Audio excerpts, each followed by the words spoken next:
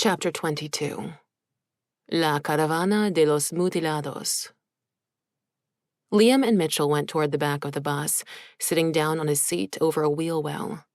Liam was silent. Mitchell, too, except for mumbling a few more phrases that made no sense. The statue got me high. Narrow your eyes. On the Hall of Heads, which describes what you are feeling. Mitchell? What are you muttering? Muttering? What? Me? Mitchell replied, his confusion genuine. Never mind. If the incessant nonsense speak was a nervous tic or a form of self-soothing, Liam still didn't know. He felt bad for even bringing it up now. He didn't want to embarrass Mitchell, especially if it was some weird form of Tourette's syndrome emerging as a result of stress. Sets of girls began to make their way back onto the bus. Liam tried to smile or even wave in an effort to find some kind of allies, but the girls pointedly ignored them both. The boys followed soon after. They filed in and took their seats with some difficulty. The narrow aisle did not leave much room for crutches and braces. As the seats filled up around them, Liam grew worried that they might have taken someone's seat. But if they did, the boys and teens didn't appear to mind. This batch of prisoners were warmer than the girls had been. The boys greeted them with soft holas, spoken under their breath. At least they're acknowledging our presence, Liam thought. That's progress. One medium-sized teen came striding down the aisle. He had windswept hair curling just above his ears, broad shoulders, and deep dimples that showed when he smiled at Liam and Mitchell. He plopped down in the seat in front of them, whispering, Buenos dias. He was not maimed, although he had a series of scars stretching from his eye in a row all the way down to his lip. On his back was another teen, just a few years his junior. The kid riding piggyback was slight of build, his bony shoulders poked up through his shirt. He was missing his left leg just above the knee, as well as his left arm at the elbow joint. As the boy let go of the other boy's collar, Liam could see he was also missing the last 2 fingers and a chunk of his right hand. Still, this maimed boy smiled at them. His face was heart-shaped with fine features narrowing to the well-proportioned point of his chin. His smile was not even his most unexpected feature. That had to be the Jewish kippah and the beginnings of 2 piled braids hanging down on either side of his face.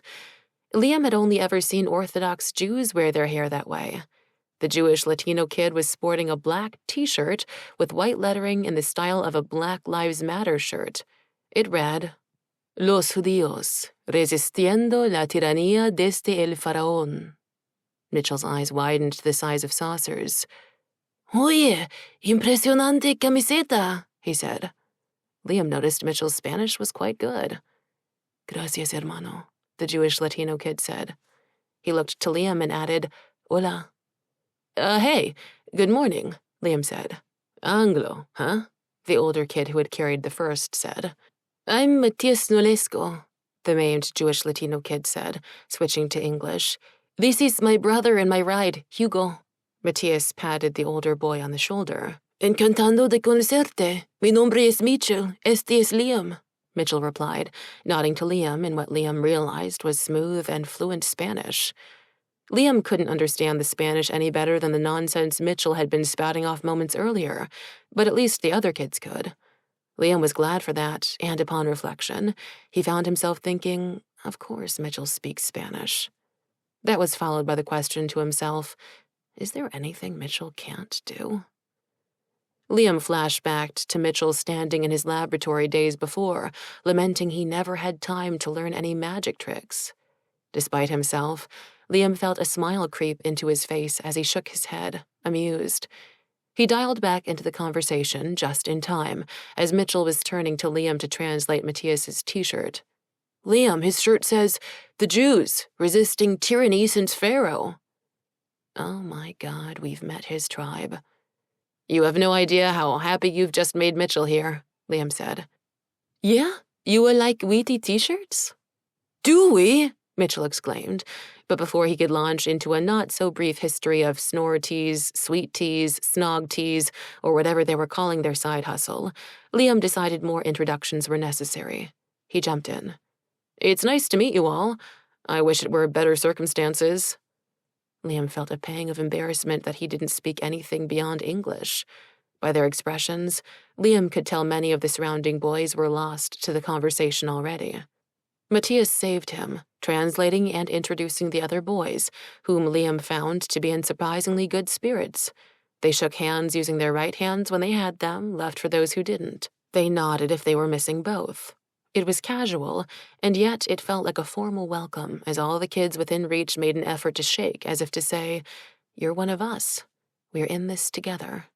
Liam barely caught the flurry of names: Esteban, Ethan, Damien, Alejandro, Alex, Pablo, Joaquin. After a bit of rearranging and help from Hugo, Matthias, the other boys simply called him Mateo or even Teo, settled down next to Mitchell. Mateo had switched places with Liam so the two could converse in Spanish, likely about t-shirts and who knew what else. Liam sat with Hugo while Mateo and Mitchell fell into a rapid and enthusiastic back and forth. It was incomprehensible to Liam except for sí and no. Everyone went silent as the door slammed and the driver in his Cerberus security uniform came down the aisle counting heads. This man was much more ordinary-looking and regular-sized than Officer Trey. Nevertheless, his presence sent a chill of stillness over the girls and boys, too. Satisfied that everyone was aboard, the driver returned to the front, radioed the other buses, and gunned the engine to follow them out of the rest area. With the background noise of the engine and the drone of the road, their conversations resumed. Liam shared a bit of their story with Hugo, as much as he could without veering into the less credible account of the supernatural. He didn't want these kids to think them crazy.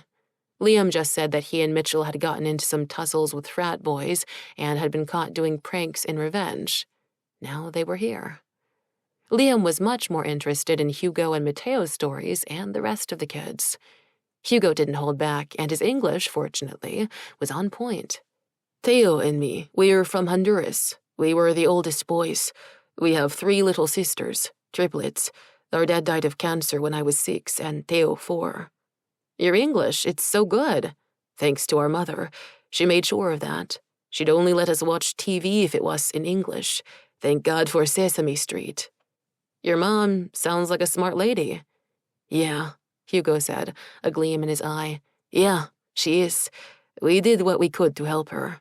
She worked 3 jobs to keep us in school, a maid in some rich family's house, a dishwasher in a restaurant, and picking up old seamstress jobs. She would work all night at her sewing machine. We'd find her asleep on it most mornings. Our grandma helped some, but she's getting older." A delivery truck rolled past in the window. Hugo continued. "Jobs got scarce, and Mom had so many mouths to feed. Mateo and I knew we had to find a way to get more money. Plus the gangs in our neighborhood, they were telling us we had to join, or what? They'd kill us." Liam didn't know what to say. Hugo picked up again, his voice breezy, as if having your life threatened by gangs was nothing more unusual than a parking ticket. "Then there was the hurricane, and the whole country was flooded. Power still hasn't been returned to some places." "What? What about the government? Don't they do anything?" Hugo sniffed. "Our government is a joke, man." "Oh, okay. So Teo and I knew. We knew we had to go. I was just 12, Teo 10, but he was, well, intact then, had all his arms and legs, so we set off to the U.S. "Huh. Despite all the crazy stuff you'd hear about politicians here saying, go back and fix your own crime-infested cesspool countries first?" Liam was sure to put air quotes around crime-infested and cesspool, as they were the president's words, not his. Hugo snorted and shook his head. "Yeah, man, it's local. Your politicians. In the 80s, they played around, undermining our governments, financing bad guys because they were their bad guys, and it's the little people who got squeezed or got dead, so people come north to America to escape, only to get put in prisons." "Sounds like you're describing today." "Sad, right?" Hugo said, his eyes darting to a rider on a sports motorcycle zipping by on the interstate. The rider disappeared far ahead of the buses. "You know, lots of those guys who were put in prisons then, they got hard, man, and they got connected. They were the ones who came back to Honduras, started gangs, drug cartels, and that started more warfare, and that sent more folks north to the border, seeking asylum." Hugo looked him in the eye. "See a pattern?" Liam did, surprised he had not thought much more about it before. He was uncomfortably aware that previous to this conversation, he had been almost exclusively wrapped up in his own sense of feeling targeted in the U.S. So it still looked better to come north than stay, Liam said. Hugo shook his head. Yeah, but we had no idea what we were doing. We were babes thrown to the wolves. We got as far as the Mexican border, met some guys who said they could smuggle us in. They did, but once we were on the other side, they demanded all our money, or they would turn us over to the Mexican authorities. Thing is, we'd given them almost everything already, so when they weren't satisfied, they beat us and left us on our own in the middle of nowhere. Whoa, was all Liam could offer, staring at one particular scar that cut through Hugo's eyebrow. Yeah, bad scene. But then we did get picked up by the police and got sent back to Honduras. But we knew we couldn't go home. We tried another way. While we were in detention, we heard the other kids talk about La Bestia. La Bestia? It means the beast. Liam's heart dropped into his belly, afraid of another supernatural monster loose in the world. The beast? Yeah, most people in the U.S. haven't heard of it. You? I don't think so. El Tren de la Muerte. Liam shook his head. Nope. Hugo went on to explain. The beast was more mundane in nature than the creatures Liam had recently become acquainted with, but no less horrifying, maybe more so since the beast was made and maintained by humans. It's the freight railway in Mexico, Hugo said. It hauls corn, cement, and ore. Kids jump it to try to get north. It kills and maims about as many as it actually gets to the border. La bestia debe festejar. The beast must feast, as we say. How many kids? Hundreds? Try thousands. They say 500,000 ride it a year. Liam sat in stunned silence. He stared at the rear of the seat in front of him. He pressed his back into the thin padding behind him, focusing on the vibrations of the engine and the road. He could feel them throughout his body, his limbs, his fingers curled around the edge of the cushions, extensions of himself that were miraculously whole and still attached. For a moment, Liam's mind flashed to what sorts of deprivation would make kids desperate enough to risk such odds when even safely reaching the U.S. border was no guarantee of entry or asylum. He reflected that Hugo had already mentioned gang violence, poverty, corruption, natural disaster, bad politics. Any one of those things alone, Liam could imagine living with. But maybe not all of them at once. How do people, get killed by the train? Climbing on or off, mainly. You have to switch trains, sometimes a dozen or so to get to Mexico City. That's where all the trains go, but that's only halfway. Then you have to try to jump another train to go north to the border. People get crushed under the wheels getting on and off. Then you're riding for days, weeks, on the roofs of cars or in between. You can't sleep that way. But, you can only stay awake, stay alert so long. People pass out. People fall under, and they get... Hugo didn't finish, darkness entering his eyes with some horrible memory. I'm sorry, Liam said, feeling the utter inadequacy of his words. Hugo shook himself out of whatever well of regret he had fallen into. His voice remained monotone, though. He spoke as if he were in a trance, avoiding the particulars of the accident that haunted him. You're lucky if you just fall off and get bruised, maybe break an arm, then you can at least walk. If you're unlucky, you go under.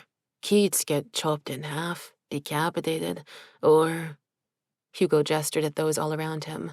Lose a limb or two. A lot bleed out, die of exposure. The trains don't stop. They never stop. They don't? Do people here stop for roadkill? A longer silence. Trees and the shoulder of the road passed outside the window. Citizens of the United States zoomed past in their shiny cars, oblivious. They wore sunglasses against the rising sun, drank coffee from their thermoses, or talked on their phones. They were on their way to work, to jobs that paid several times more than the lousy ones migrants who came to the States usually took. Lousy jobs that migrants were still often weirdly grateful for. These folks driving past were insulated from it all, by their music, by their public radio news, and by the layers of glass and steel around them. insulated from the horror of these children's lives, just as those same children were sealed off from the freedom outside the bus, even as they pressed up against the windows, some marveling at the cards and the high-end devices they saw inside. Sometimes the Instituto Nacional de Migración officers might find you if you fall off the beast, but they are corrupt. You don't know what you'll get, a good one or a bad one. Do people ever just help? Hugo shrugged again, looking out the window at a passing Tesla, the driver's attention bouncing back and forth from the road to his touchscreen. Some people help. Mexicans are funny, you see. Mexico is a corridor and a destination for migrants, and a lot of people there don't want us there either. They think we're there to take their jobs and government benefits. That sounds familiar. Does it? Hugo let out a droll laugh. Then there are other people that help. They're good people, from charities and churches. They find kids like us, do what they can. In our case, they saved Mateo. They got him to a hospital, pooled their resources. These are poor people too, but they're good people. They got Teo treatment and into a home for maimed kids. Is that where you met all these others? Yeah. Well, we were there, months, while Mateo got treatment and rehab. That was when he found a copy of The Diary of Anne Frank. It was in English, so no one else was reading it. Teo, he loved that stuff. He started getting all into Judaism, reading the Talmud and stuff. I was kind of surprised by the skull cap and the braids. I know, Hugo said, shaking his head with an affectionate laugh. I've never known a Latino Jew man, but Teo found a rabbi and got converted. You know the rabbis have to refuse you the first 3 times when you ask to convert? Really? It's like tradition. But Teo, man, he kept up with it. You convert too? I couldn't convert. My mother would kill me. No way, man, I'm still Catholic. But hey, if being Jewish keeps Teo going. Hugo grew distant again, his voice getting softer as he stared ahead. It was as if he looked through the seat entirely, studying his brother, who remained a mystery to him, a beautiful mystery. He took a deep breath. I don't know how he keeps going, but he does. Hugo leaned back into the seat. He shook his head and wiped his eyes before growing bright and present once more. Hell, Teo's got more hope than me, man.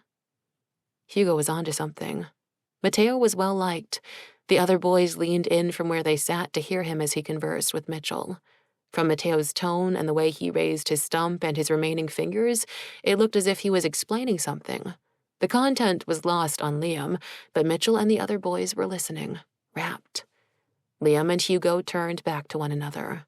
Liam wanted to hear the rest of their story. There had to be more to explain how they ended up here on this bus. So why didn't you all go home after the hospital and the accident? He asked. We couldn't, not like Mateo was. It would break Mama's heart to see Teo how he is now. She doesn't know? No, I don't know when we'll tell her. Maybe when we've made it, when we're safe and can send money. I think that was why, after all the surgeries and rehab, Teo was more determined than ever to get to the U.S. He got us all organized. We traveled north again, with all the other kids from the hospital. This time we traveled out in the open, asking for help, for charity along the way. We called ourselves La Caravana de los Mutilados, the caravan of the mutilated. Every town we reached, we said we were on our way to seek asylum in the States.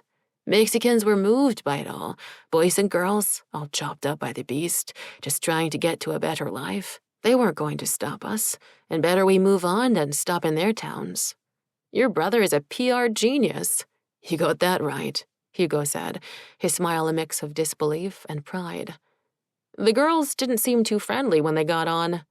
Not to you, Hugo said quickly. Not to strangers, not to guys, no. Why is that? Hugo looked at his feet. Girls get it the worst, brother, being girls.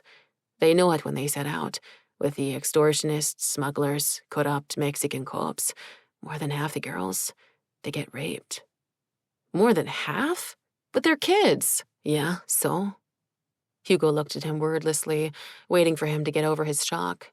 It's nothing personal, Hugo finally said. It's not about you. These girls. Hugo pointed toward the front of this bus with a jut of his chin. They are lucky. Lucky they didn't get kidnapped and trafficked. A lot disappear that way. No one ever hears from a lot of girls again, even if they make it to the States." Liam had no words. His eyes fell on the dark heads of hair of the girls as they sat facing forward.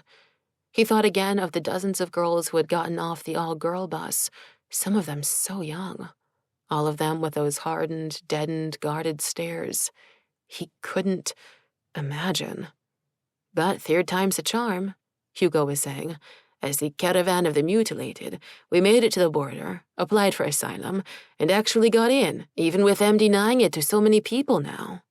"That must have been a relief," Liam said, eager for a distraction from his dark thoughts. "So we thought." Hugo slapped the back of the seat in front of them.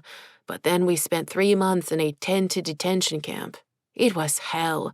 Texas summer, no AC, all the toilets made for adults without handicaps.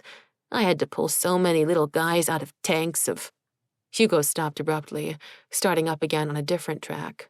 Liam was glad for it. "For a while, I stayed hopeful," Hugo said. "A lot of us did. We were in the States. It was better than so many other kids could say. But then, as the camp got fuller with able-bodied kids, too, who had been taken from their parents, we realized something bad was happening. We had to sleep 4 and 5 kids to a bed. Food got rationed. No one could shower, brush their teeth. Kids got sick. Kids died." Not like summer camp at all, Liam thought, remembering President Dartmouth's flimsy assurances. For a while, at least in the beginning, there were news people outside the camp beyond the fences, Hugo was saying. People were protesting. We could hear them, but after a while, they sort of went away. Liam remembered the images on television and the internet, the news headlines comparing child internment camps to Nazi concentration camps. Then the specious argument that, because these camps were not located in Nazi-era Germany or holding Jews, they technically could not be concentration camps.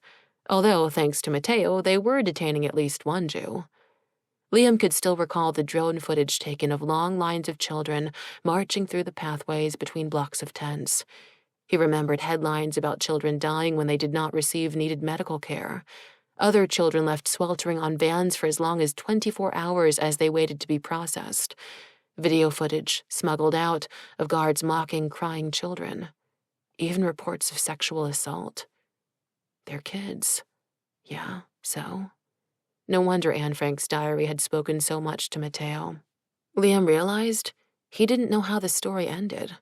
He had assumed the outrage had led to some resolution, but looking at the children locked on the bus around him, being driven along a major interstate by a private security firm, hidden in the wide open, Liam understood the story had not ended. The country's attention span had. More parallels between Anne Frank and their present predicament occurred to him that he quickly disregarded, even if it made him shiver. No, this is America. It isn't supposed to happen here. But what was America to a black kid who had just run headlong up against the color privilege and class power of a bunch of rich white kids, not to mention the powers of the occult that were growing in the basement of a frat? Run headlong up against privilege and power and had lost, outrageously so. Liam peered out once more at the citizens shooting past along the interstate. He often regarded the majority of people in the U.S., most frequently white, with resentment, mostly for their blissful ignorance about their country's past, but he realized they were just as willfully ignorant about the present, too. And that felt like a choice they made, one that negated him, not to mention all the other kids trapped on this bus with him. He remembered a headline he'd come across on the internet on the recent 400th anniversary of African slaves first coming ashore in the U.S. Slavery. It's not a history thing, it's a today thing.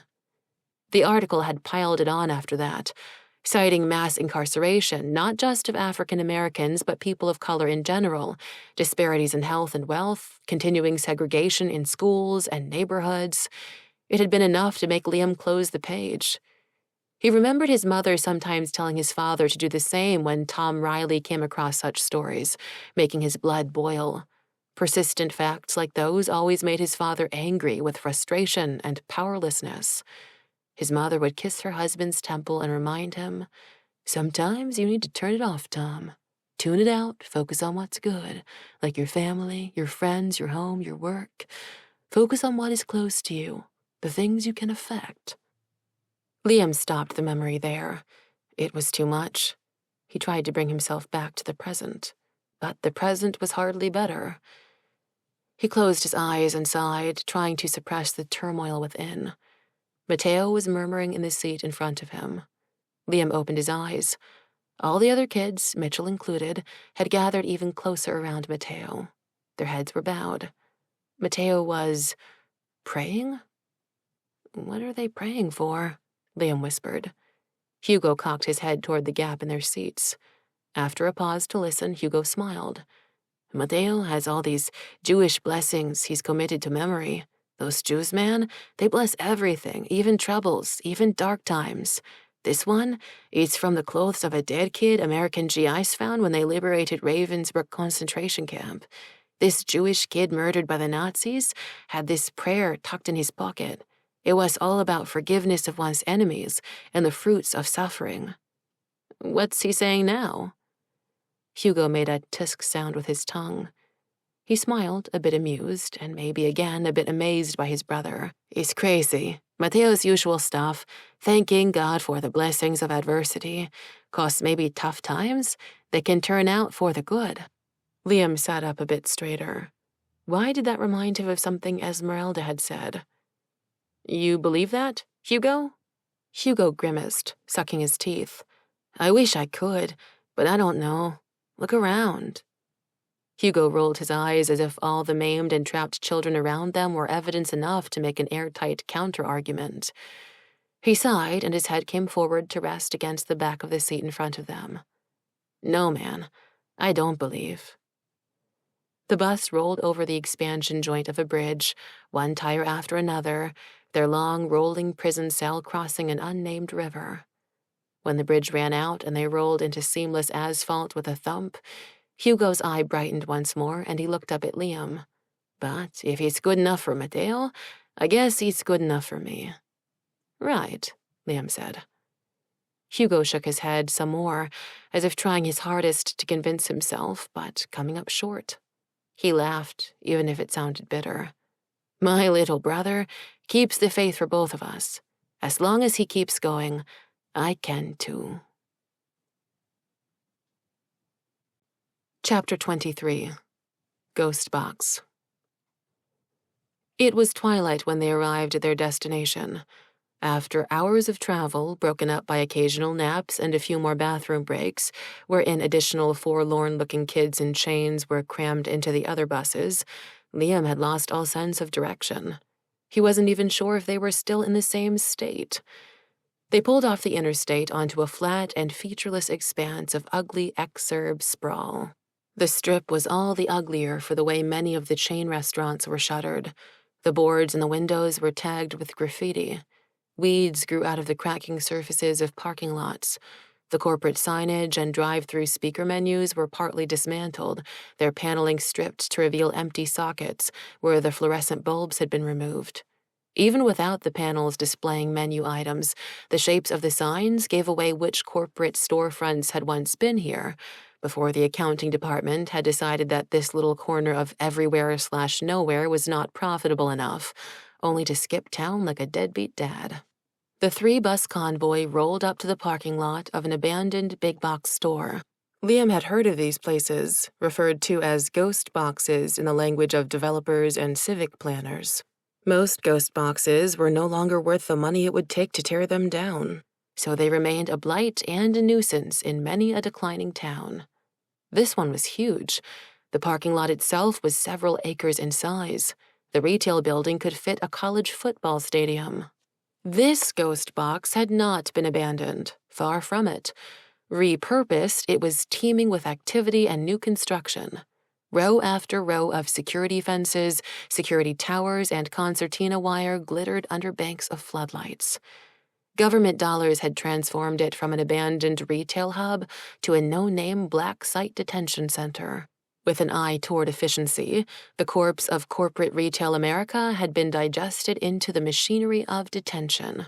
Mall parking lot guard booths, the kind on the back of trucks that could elevate by way of folding extension lifts, had been commandeered by the dozens. They formed a perimeter of guard towers.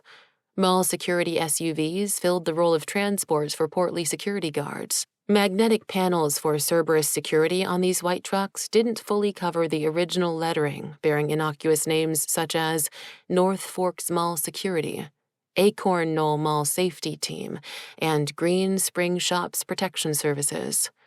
Every lamppost in the parking lot was blazing, illuminating a wasteland bereft of customer cars.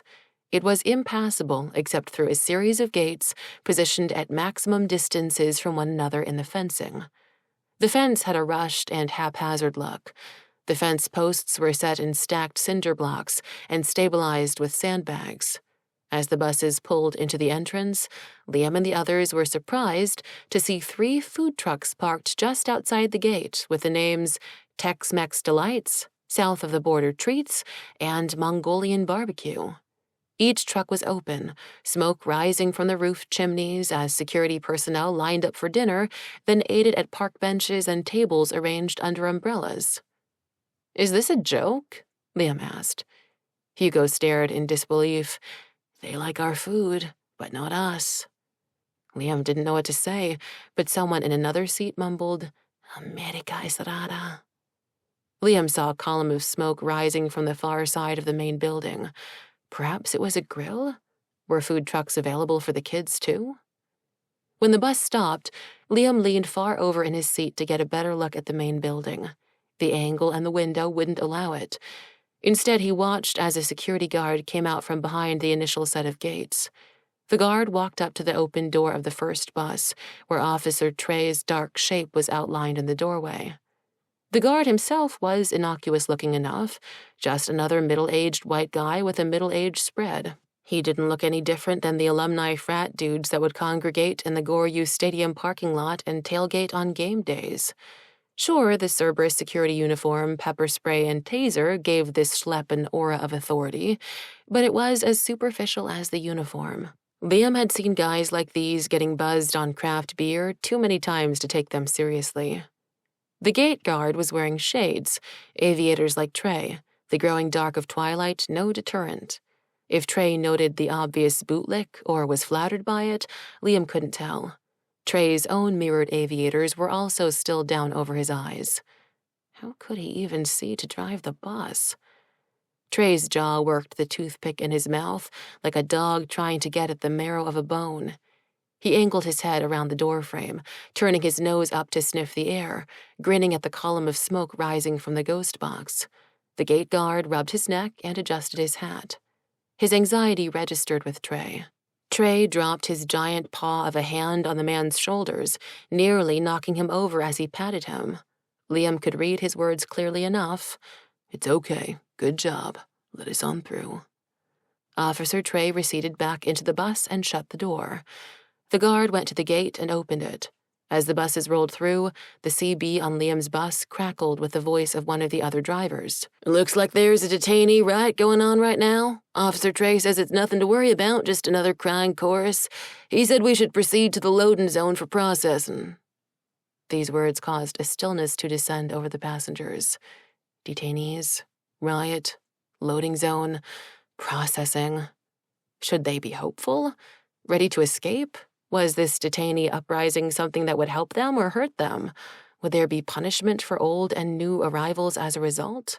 Or was it something the officers had grown used to, something they could put down without much trouble? Officer Trey had been unperturbed by it all. Was this all normal? What sort of place were they going to that this was normal, where the detainees revolted and management shrugged at it as another day at the office? "Es lugar está en llamas," someone said aloud. "They've set fire to the place," Hugo said to Liam. So that was the smoke. So much for a grill. The kids shifted and turned in their seats. The road for the buses zigzagged back and forth between one gate, then another. The ghost box grew closer on one side of the bus than the other. Retracing this route would make an escape on foot as long as a half-mile, which was most likely the point. This was all very wrong. Liam felt a nauseating sense of dread weighing on him. It churned his gut. His skin was taut with goosebumps. Mitchell was in the seat behind him now, his gibberish in overdrive. Dinner bell, dinner bell, dinner bell. If I wasn't shy, catching on fire. I hear the wind blow. Fingertips. The other kids regarded Mitchell with growing concern. Mateo put his hand on Mitchell's shoulder. Your friend all right? Hugo asked. No, not really. He's been like this since we got caught. He gets someplace new, it's like he gets nervous and stops making sense. Just blubbering. I don't know if it's stress or what. Man, I've seen stuff like this before, Hugo said, keeping his voice low. Kids awake for hours and hours on top of trains.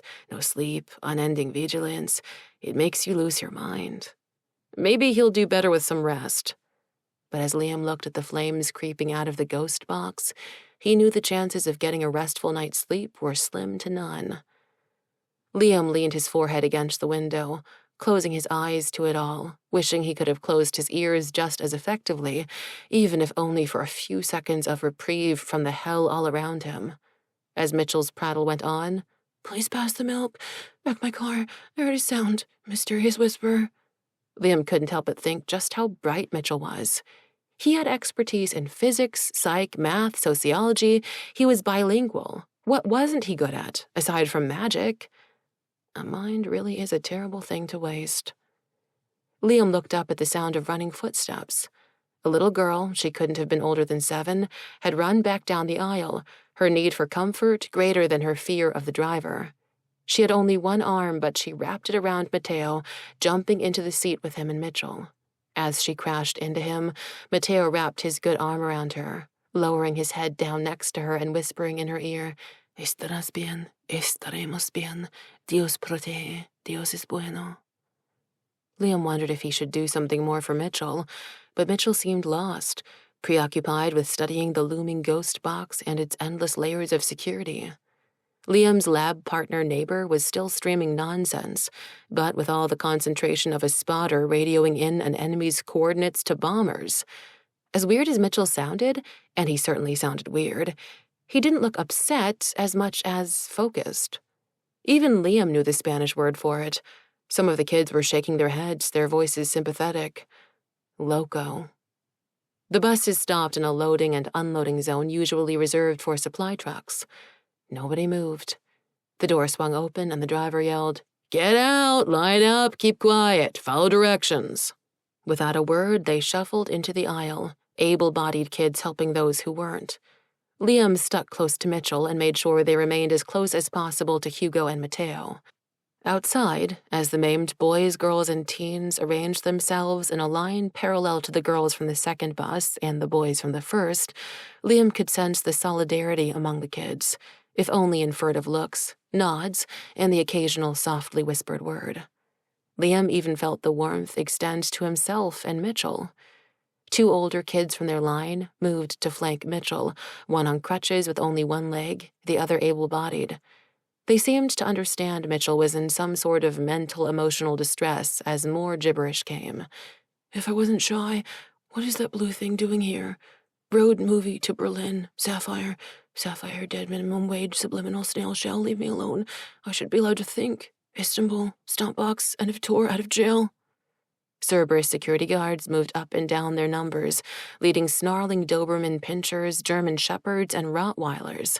As if taking a page from the Abu Ghraib handbook, the guards egged the dogs to bark and snap at the children. The men laughed as the children screamed, wept, and wet themselves. Smoke hanging in the air, blinding spotlights, the clanging of klaxons, police whistles. This is America. Liam could hear more children, maybe hundreds, chanting inside the ghost box in Spanish. Officer Trey waited, thumbs in his belt, teeth snapping on a fresh toothpick as the drivers did head counts. When the drivers signaled that all the kids were accounted for, the guards with dogs shouted for them to move forward. A set of steel roll-away stairs waited at the loading dock ledge. The children filed up one at a time, right past Officer Trey before they disappeared below a garage door. It was opened just high enough to let them walk under. No one could see what was beyond it. This was surely by design. Liam did what he could to help some of the kids missing legs up the stairs. It gave him a reason to keep his head down and his face turned away as he passed beneath giant Officer Trey. As Liam did, he caught a whiff of Sauvage cologne, as if it had been applied with a hose. Likely, it was an unsuccessful effort to cover one of the other, more unpleasant odors emanating from Trey: wet dog, motor oil, and cigarette smoke. They stepped inside, ducking beneath the garage door and into the glare of harsh lights. The strident chants of more children, accompanied by rhythmic banging, made Liam's ears flutter. Despite the noise of the ongoing protest, the inside of the building was a mix of order and chaos. Order was maintained by empty units of store shelving, pallets, and plywood repurposed into lanes that funneled the new arrivals into holding areas. The children were like livestock in a slaughterhouse. Some of the plywood had been painted over with white primer. Arrangements of black lines with red and blue patches had been added in order to shade in a likeness of the president. His bloated face stared up and past them, over their heads as if looking off to the horizon. His signature pompadour haircut rose like a red crown on his head. Below him were the words in English, not Spanish, from his unexpectedly successful presidential campaign: renewing America's promise. Right now, the promise of America was acrid smoke, the glow of flames, and the cries of children in the night. Now that they were inside, Liam could see that black clouds gathered amid the ghost box's rafters. Soot darkened the glow from the fluorescent lights, and so did the layers of dead insects that blotted the insides of the covers. The bugs had been drawn by photophilic instincts to the unnaturally bright electronic lights. In the darkness of night, the flies, moths, and lightning bugs came seeking sustenance, society, and sanctuary. Instead, they became trapped and transformed into desiccated carcasses. They were left for dead, lining industrial-sized lamps that were placed too high to clean. If there was a better illustration of their predicament, Liam couldn't imagine one. He swallowed a lump that went down as smoothly as a brass doorknob. The voices and pounding, all the noise of the riot, was definitely coming from other children. Their voices were shouting in time with their own drumming, like protesters at a picket line. But they were still hidden from view. Any line of sight to them was blocked out by the maze of improvised walls made from repurposed shelving. Liam pictured percussion instruments of cafeteria trays, hairbrushes, merchandise hangers, and/or any other random item they could find in the old store. He imagined pieces of shelving units, aisle end caps, grocery cart wheels, all disassembled to be utilized as objects of resistance. New prisoners were kept separate from the old, and despite the noise, the guards were calm. The disturbance was loud and rambunctious, but contained. Liam could hear the hiss-gush of fire extinguishers blotting out the fires, and the lockstep marching of guards coming down an aisle to provide reinforcements. So it came as a surprise to the K-9 officers and other guards when Officer Trey's voice barked out over their walkie-talkies, "All non-essential Cerberus personnel exit the building immediately." The middle-aged men in their shades and ill-fitting uniforms hesitated.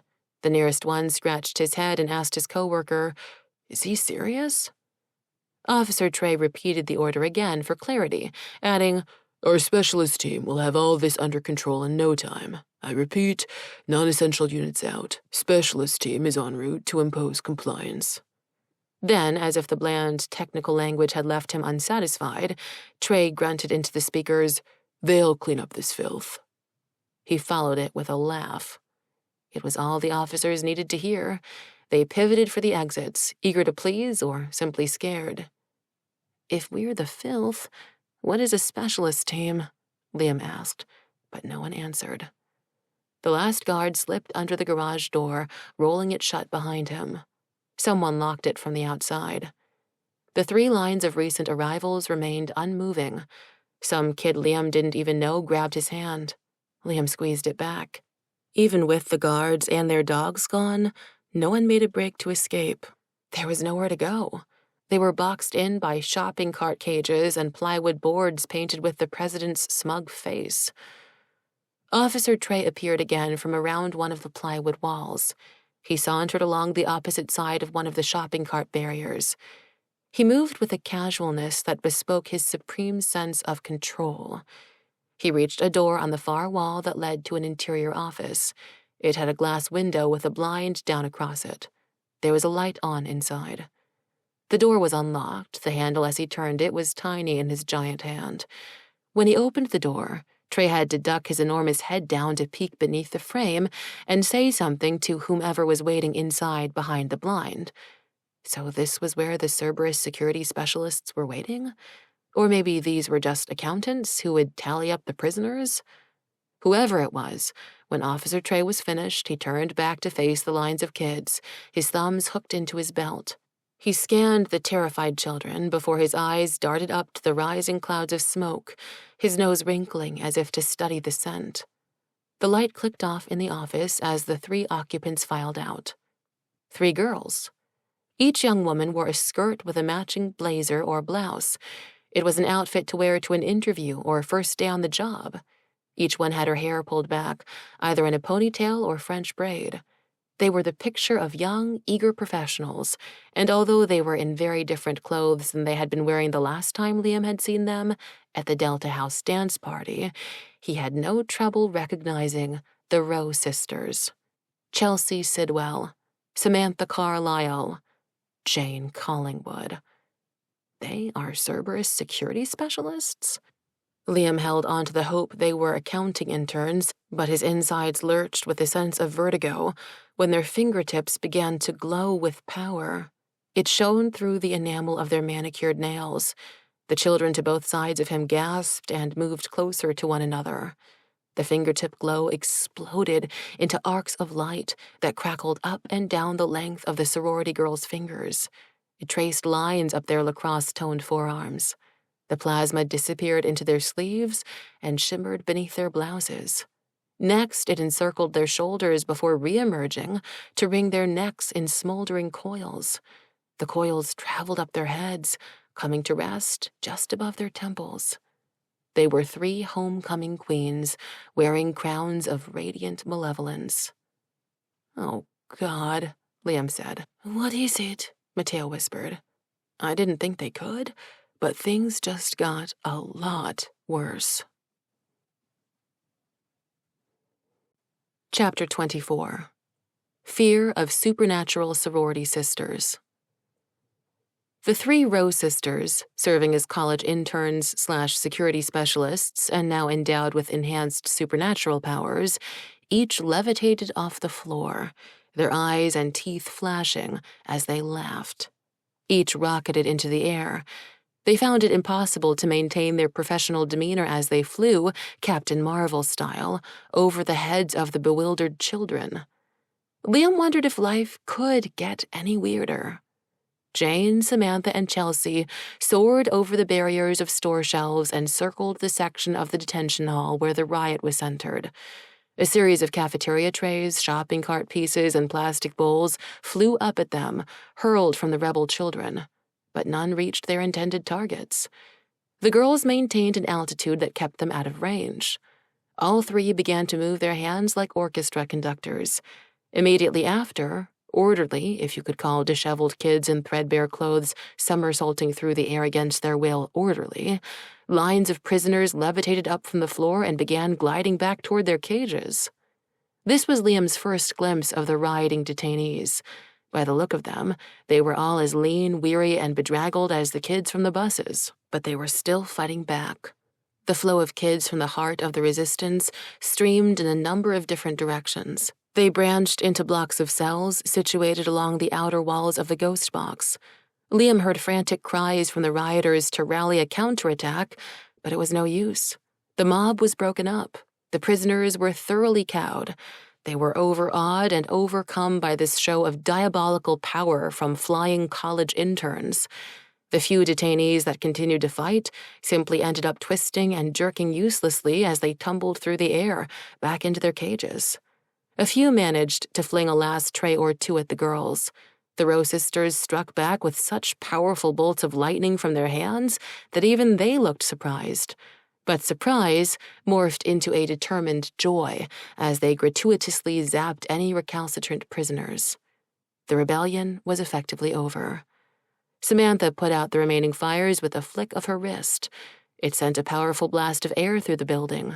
The breeze swirled up into the rafters, taking up the smoke in a curling ribbon. Chelsea snapped her fingers in the direction of an overhead vent. The louvers on the vent popped open to suck the foul air out before slamming shut. Officer Trey, during all this, had taken a seat against the wall of the administration and logistics offices. He crossed his legs and leaned his chair back, folding his fingers together behind his head, all the time mashing down on a toothpick, a white paste gathering in the corner of his mouth. Once the riot was cleared, the 3 interns floated back, landing where they had taken off. They were waiting for their next instructions. Liam, Mitchell, and all the other new arrivals, still in their lines, braced for the worst. "Well, them too," Trey said with a nod at the 3 lines of kids just off the buses. And like that, they too were tumbling into the air. The smallest children screamed with shock as they were separated from those whom they had traveled with for months. The panic of cartwheeling end over end, the world turning to a dizzying blur, didn't help. Liam knew the aerial acrobatics weren't necessary. The flips and twirls induced confusion, fear, and ultimately submission on the part of the victims. But the kids were already terrified. The sisters really did it because they could, and they enjoyed it because it was cruel. The able-bodied kids were launched away in a motion sort of the opposite of falling dominoes, one after another lifted up off their feet and into the air. Once the first half-dozen had been wrenched from the ground, the others decided to run. The sisters were ready. They caused all the kids to float just a few inches off the ground. It was like being at a carnival when the gyro-gravity ride dropped the floor from beneath you. Without anything to push off of, they were all stuck hanging in midair. More bodies were flung away. More cries, more calls for help, more prayers in Spanish. It was Chelsea who, as she lifted Liam up, recognized him. "Wait, I know you," she said, turning Liam upside down and lowering him so his face was level with hers. Liam said nothing, his head throbbing from the blood rushing to it. He hoped Chelsea might not remember where she knew him from. "You were one of the kids who tried to steal our spell books." Fudge sticks. When Liam couldn't form a reply, Chelsea shook him violently. He was a kid in a cartoon, hung upside down by his ankles, a bully shaking lunch money from his pockets. It all felt so surreal, so absurd. It was Mitchell's voice that cried out in protest. "Leave him alone, you stupid, spoiled trust fund brat!" In an instant, Mitchell was upside down too, right alongside Liam. His Princess Leia gown flipped upside down, revealing the t-shirt he had on underneath. It was another from the Lambeth kids' side hustle. "Let's eat, Grandma. Let's eat, Grandma. Commas save lives." Oh, no, I get it, Liam thought. Commas weren't going to save them now, though. Mitchell was still fighting against whatever invisible forces were holding him. He struggled out of the gown so he could see his tormentors. Liam was relieved to see Mitchell at least was wearing boxers. They were decorated with a chameleon's writing on commas print. Perhaps they were meant to match the whole commas save lives themed shirt? Comma chameleons aside, Mitchell's face flushed dark red, from gravity, from anger too. "You are nothing but a selfish, entitled, insecure mean girl," he cried at Chelsea. "Worse than that, you basic girl. You just basic." Somehow, even upside down, Mitchell managed to cross his arms, turn up his nose, and project a sense of utter contempt and disgust. If those were the most scathing insults Mitchell could muster, Liam found them endearingly PG. But his lab partner neighbor couldn't have picked a worse time to start making sense again. "No, you didn't just call me basic," Chelsea said, her lips curled, her head snapping back. "Mitchell," Liam tried to say, but he had nothing to follow it up with. Instead, he took a gulp of air before he screamed at Chelsea, "Leave him alone! He's just a kid!" Chelsea ignored Liam. Instead, the pads of her fingers and her nails began to glow, as if illuminated by pen lights. Liam tensed, knowing what was coming next. But the bolt was stayed.